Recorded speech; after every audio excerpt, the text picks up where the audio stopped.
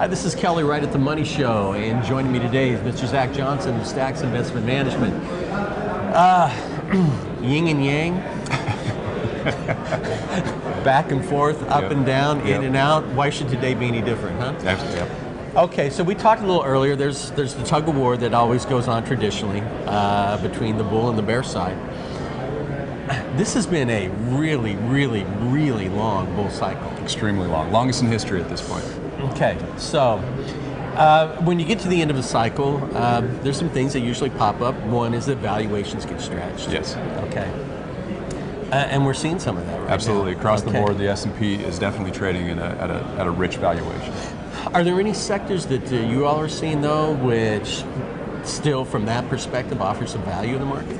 So it's interesting. When you do look at a pure sector basis, there's really only a couple areas of the market that are trading at cheap valuations. Okay. The problem is, and you touched on some of our favorite investors, Benjamin Graham, Warren Buffett, and this old adage of cheap, but cheap for a reason is the areas that we see as inexpensive. And that really comes down to financials and energy. Right. The two segments that really have a lot of headwinds overall. Financials, of course, with the yield curve, they're having a much harder time to make money across the board. I mean, financials have just been beat up since 2015. I mean, Absolutely. they have just been trying desperately to crawl out of that hole, you know. and it's amazing because the world runs on energy. Yes, exactly right.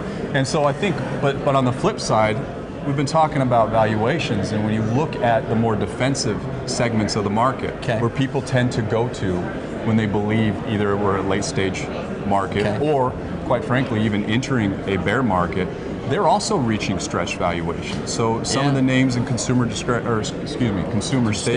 Exactly. And then even the utility sector, as people have run to the utilities because of low yields. Yeah, I mean, Procter & Gamble, that's probably the quintessential staple.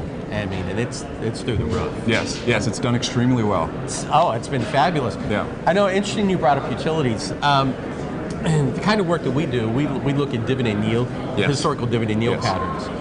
And if you look at the Dow Jones utility average, it's pretty much stayed between like a 3% yield and a 6% yield since God was a boy, okay? It's like 285. Yes, exactly right.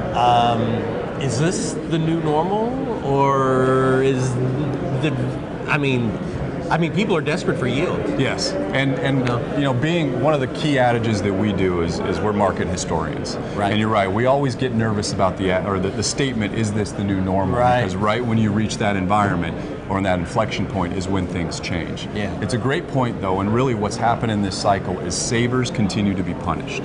Anyone that is a saver, and our demographics really point towards that overall saving structure. It's tough. It's very tough. So you're right, and that's one of the reasons why utilities have done well, continue to look attractive on a yield basis, on a relative basis, but those valuations is something that you do have to be cautious of. I know, I look at some of the yields. I mean, let's take the traditional REIT sector.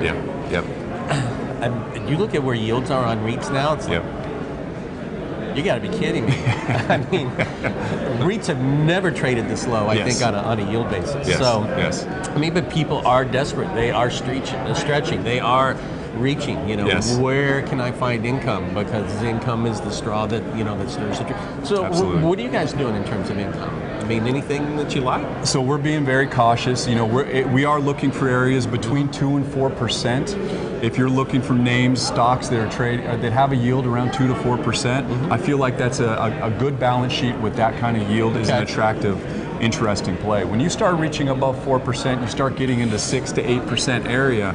The unfortunate aspect is many of those companies have really bad looking balance sheets, and that's a very risky yield. And that means you're trying to get yield in expensive total return, and that can get you into trouble many times. Yeah, you're playing a dangerous game. You're playing a dangerous game. That's a perfect way to say it. I understand. I get it. It's tough. You know, if this was easy, everybody could do it. That's right. That's why they come to the Money Show. That's why they look to you all. Absolutely. Hey, Zach, I appreciate it. It was a pleasure. Thank you very much. Thank you. This is Kelly right at the Money Show with Zach Jonson. Thank you for joining us.